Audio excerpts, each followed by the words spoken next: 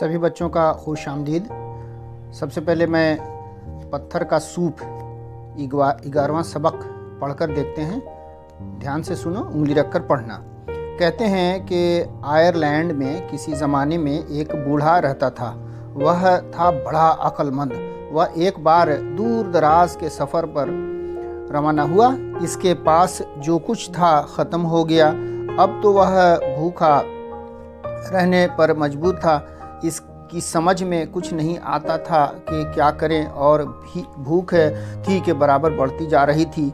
इधर बारिश होनी शुरू हुई तो रुकने का नाम नहीं लेती थी। इसके तमाम कपड़े पानी से तर हो गए। रात हो गई और अभी तो उसे बहुत दूर जाना था। कुछ दूर पर इसे एक रोशनी दिखाई दी। अरे, यहाँ तो कोई रहता है। इसने गौर से देखा और ज़रा करीब गया तो पता चला कि यह तो शानदार मकान है। वह हिम्मत करके मकान के करीब चला गया। इसने दरवाज़ा खटखटाया। दरवाज़ा खुला। यह रसोई घर था।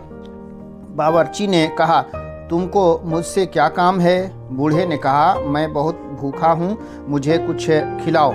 बावर्ची ने कहा, मुझे अभी बहुत काम है। अभी मुझे मुर्ग का गोश्त पकाना है। मालिक के आने का वक्त हो गया है। तुम यहाँ से भाग जाओ। बूढ़े ने खुशामद करते हुए कहा, अच्छा तो मुझे अपने कपड़े सुखा लेने दो। देखते नहीं, मारे सर्दी के थर थर काँप रहा हूँ और बहुत थक गया हूँ। ज़रा मेरे ऊपर रहम करके मुझे इतनी इजाज़त दे दो कि मैं तुम्हारे चूल्हे के सामने बैठ जाऊँ। बस मैं थोड़ी देर बैठूँगा। अच्छा तो तुम चूल्हे के पास बैठ जाओ, लेकिन मेरा वक्त ख़राब मत करो। चुपचाप बैठो। वह बूढ़ा शुक्रिया कहकर आग के पास बैठ गया। आग तेज़ तो थी ही, इसके कपड़े सूख गए और इसके बदन पर गर्मी आई। अब इसकी भूख और बढ़ गई। आखिर इसने अपने दिमाग पर जोर डाला और इसकी समझ में एक तरकीब आई। इसने बावर्ची से कहा, तुम जानते हो मैं बहुत अच्छा बावर्ची हूँ। मैं बहुत अच्छा सूप यानी शोरबा तैयार कर सकता हूँ और इसमें खर्च भी कम होता है। इसे पत्थर से तैयार किया करते हैं। पत्थर का सूप? मैं तो इसे सूप का नाम भी नहीं सुना। तुम कैसे बनाते हो? इसमें क्या मुश्किल है? मैं अभी तुमको सिखा देता हूँ, फिर तुम भी पकाते रहना। बावर्ची ने इसे हांडी और पानी दे दिया। बूढ़े ने हांडी में थोड़ा पानी भरकर आग पर रख दिया। फिर इसने एक साफ पत्थर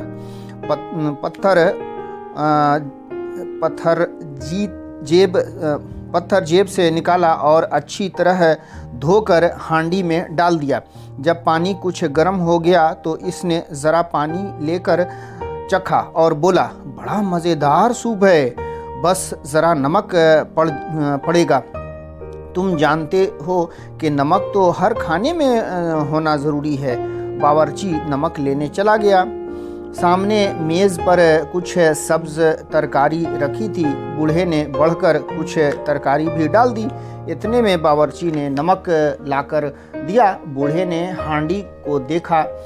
बड़ा अच्छा सूप तैयार होने वाला है। बस ज़रा सा प्याज लहसुन और पड़ेगा। बावर्ची ने कहा, तुम इसे देखते रहो, कहीं ज़्यादा न पक जाए। मैं अभी प्याज और लहसुन लाता हूँ। और ज़रा सी देर में बावर्ची ने इसे कुछ प्याज लहसुन और मिर्च लाकर दिए। बूढ़े ने प्याज लहसुन और मिर्च काट कर हांडी में डाल दिए। अब हांडी में से बड़ी अच्छी खुशबू आई। कितना अच्छा सूप तैयार हुआ है। बस इसे ज़रा सा चलाने की ज़रूरत है। बावर्ची ने कहा, तुम फिक्र मत करो, मैं अभी तुमको बड़ा चमचा देता हूँ। बूढ़े ने कहा, नहीं, इसकी ज़रूरत नहीं। पत्थर के सूप की हांडी चम्मच से नहीं चलाई जाती। यह सामने गोश्त रखा है। अगर तुम कहो तो मैं इसमें जो बड़ी हड्डी पड़ी है इससे अपनी हांडी चला लूँ। बावर्ची ने कहा, ज़रूर ज़रूर। इसने बड़ी सी हड्डी उठाई जिसके सिरे पर काफ़ी गोश्त लगा हुआ था और इसने हांडी को चलाना शुरू कर दिया।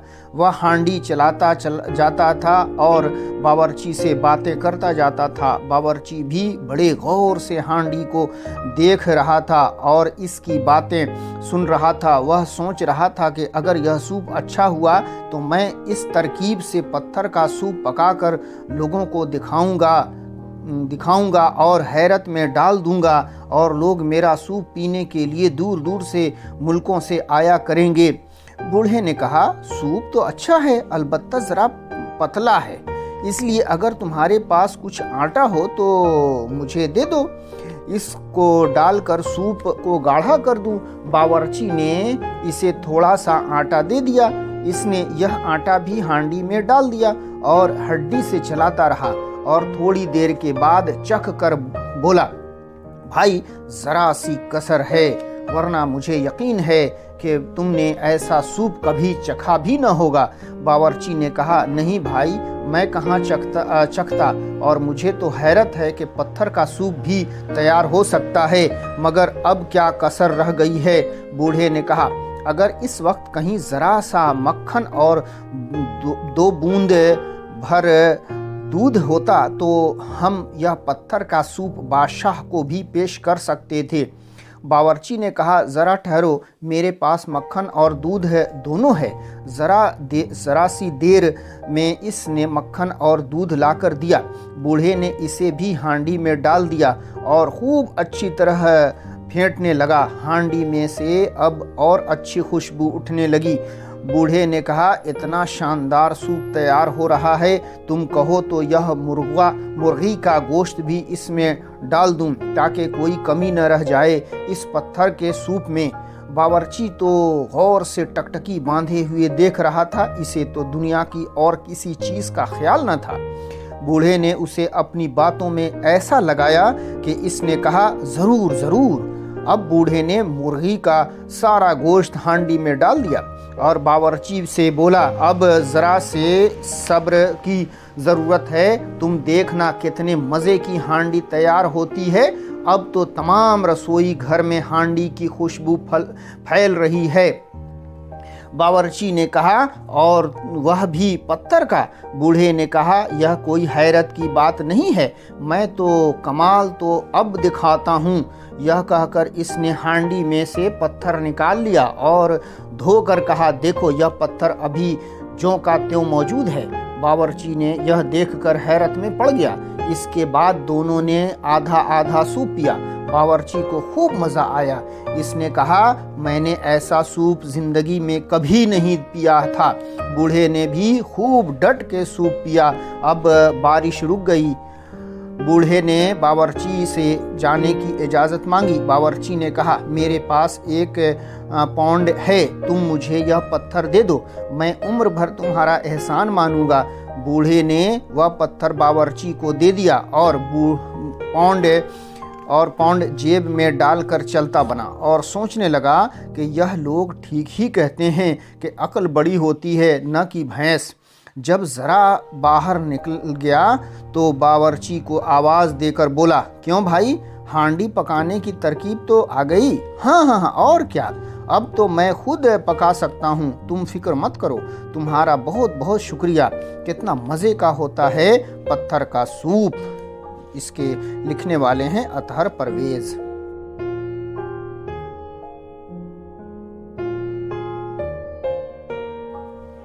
अस्सलामुअलैकुम बच्चों, मैं इमाम सर आप सभी का JCRT के DG स्कूल में खैर मकदम है। मैं आज लेकर आया हूँ दर्जा 7 की उर्दू का 11वां सबक, पत्थर का सूप। सूप का मतलब होता है शोरवा या सालन, जो तुम सब्ज़ी और गोश्त के साथ खाते हो। तो ये बहुत ही मज़ेदार कहानी है और इस कहानी को अतहर परवेज़ ने लिखा है। तो मैं ये कहानी तुम्हें पहले सुनाता हूँ और फिर समझाता हूँ। एक बार एक आदमी आयरलैंड में बूढ़ा था वो बहुत चालाक था, बहुत मशहूर था। तो वह एक लंबी दूरी की सफ़र पर निकला और वह सफ़र बहुत दूर का था, लेकिन बेचारा कुछ दिनों के बाद सारे सामान उसके ख़त्म हो गए और वह अब भूखा रहने लगा और चलता ही जा रहा था। कुछ दिन बाद वह उसका सारा सामान जब ख़त्म हो गया तो भूखा रहने लगा और भूख मिटाने के लिए वह कोशिशें करने लगा। तो बारिश भी हो रही थी, वो उसके सारे कपड़े भीग भी गए। एक बियाबान सुनसान में उसने एक घर दिखाई दिया उसे, तो सोचा चलो इस घर से कुछ मदद मांगते हैं। तो उस घर के पास गया और उसने दरवाज़ा खटखटाया तो उसमें से एक आदमी निकला और उसने पूछा कि क्या काम है तुम्हें मुझसे? मुझे बहुत काम है, मुझे जाने दो, तो यहाँ से तुम चले जाओ। लेकिन काफ़ी मिन्नत और आरजू उसने किया। तो वह कहा कि देखो मेरे कपड़े भीग गए हैं पानी में और मैं सर्दी से कांप रहा हूँ, इसलिए मेरी मदद करो। तो उसने कहा ठीक है, तुम कपड़े सुखा लो। वह अंदर चला गया और उसके चूल्हे के पास अपने कपड़े को सुखाने लगा। अब बेचारे बूढ़े को भूख लगी थी, कपड़े सूख गए थे और उसके अंदर गर्मी भी आ गई थी, तो और भी भूख बढ़ गई। तो इसने कहा उससे खाना बनाने वाले बावर्ची से कि तुम जानते हो मैं भी अच्छा खाना बनाता हूँ और एक अच्छा बावर्ची हूँ। तो उसने कहा कि तुम क्या बना सकते हो? तो उसने कहा कि मैं एक ऐसी रेसिपी बनाऊंगा, एक ऐसा खाना बनाऊंगा जो तुम्हें बहुत पसंद आएगा, तुम्हारे मालिक को भी बहुत पसंद आएगा। तो उसने कहा क्या? तो बोला कि देखो मैं पत्थर का सूप बना सकता हूँ। तो वो काफ़ी अचंभे में पड़ गया, ताज्जुब होने लगा कि ये पत्थर का सूप क्या होता है। तो उसने कहा ठीक है तुम बना सकते हो। तो उसने कहा कि ठीक है, मुझे एक कढ़ाई में तुम पानी दे दो। तो पानी ले लिया और उसमें एक अपने बैग से पत्थर निकाल के उसमें डाल दिया, साफ़ सुथरा करके धो धाकर उसे डाल दिया। डालने के बाद वह खौलाने लगा उस पानी को और वो जो आदमी था, बावर्ची था, जिसके घर में वो आया था बूढ़ा, वो देख रहा था कि ये क्या कर रहा है। तो अचानक उसने कहा कि देखो पानी और पत्थर तो सूप बन रहे हैं, लेकिन इसमें कुछ नमक की ज़रूरत है। तो वह आदमी चला गया नमक लाने के लिए और सामने एक सब्ज़ी रखा हुआ था, कुछ सब्ज़ी रखी हुई थी, तरकारी रखी हुई थी। तो उसने सब्ज़ी उठाकर उसमें डाल दिया। उसके बाद वह पकने लगा। पकते तो उसने कहा कि ये तो कुछ अच्छा लग रहा है और काफ़ी टेस्ट आ रहा है। तो उसने कहा कि इसमें थोड़ा पानी है, ढीला है, इसलिए इसमें कुछ और पड़ जाता जैसे आटा, तो ये थोड़ा और गाढ़ा हो जाता। तो इसने कुछ थोड़ा आटा भी दे दिया, वो डाल दिया। उसके बाद वो पकने लगा। कुछ देर बाद वह बूढ़ा कहा कि इसमें अगर मैं कुछ चला देता इसको तो सारे मिल जाते और चलाना ज़रूरी है ताकि पत्थर इधर उधर जा सके। तो उसने कहा कि नहीं, ये मैं तुम्हें करछुल दे रहा हूँ चलाने के लिए। तो उस बूढ़े ने कहा कि नहीं, ये करछुल से, साधारण करछुल से ये नहीं चलता है, ये हड्डी से चलता है। तो कुछ चिकन और गोश्त रखे हुए थे, उसकी एक लंबी हड्डी थी। तो उसने कहा कि मैं ये ले लूँ, इसी हड्डी से मैं चलाता हूँ। तो वो एक हड्डी ले लिया जिसमें काफ़ी गोश्त लगा हुआ था और उससे वह चलाने लगा। चलाते और पक रहा था। उसके बाद इसने कहा कि इसमें अगर कुछ मक्खन और दूध थोड़ा सा पड़ जाता तो बहुत शानदार ये होता, फिर तुम इसे सभी पसंद करते। तो उसने कहा कि ठीक है, मैं थोड़ा मक्खन भी है मेरे पास और दूध भी है, मैं इसे दे देता हूँ। तो इसने थोड़ा मक्खन और दूध भी उसमें डाल दिया और ये पकता रहा। बहुत शानदार तरीके से यह पका और लास्ट में पक कर तैयार हो गया। उसके बाद दोनों मिलकर टेस्ट किए, वो बावर्ची और वो बूढ़ा, और काफ़ी टेस्टी हो गया था। वो पत्थर उसमें से निकाल कर अपने बैग में डाल लिया और कहा कि मुझे इजाज़त दो, अब मैं चल रहा हूँ। और काफ़ी उसे गर्मी भी आ गई थी, भूख भी मिट गई थी। तो उस बावर्ची ने कहा कि जब तुम जा रहे हो और ये मैं सीख भी लिया हूँ, तो वो मुझे पत्थर दे दो, मेरे पास $1 है, मैं इस डॉलर को दे सकता हूँ। तो उसने वह डॉलर लाकर $1 दे दिया, वो पत्थर ले लिया और उसके बाद विदा हुआ।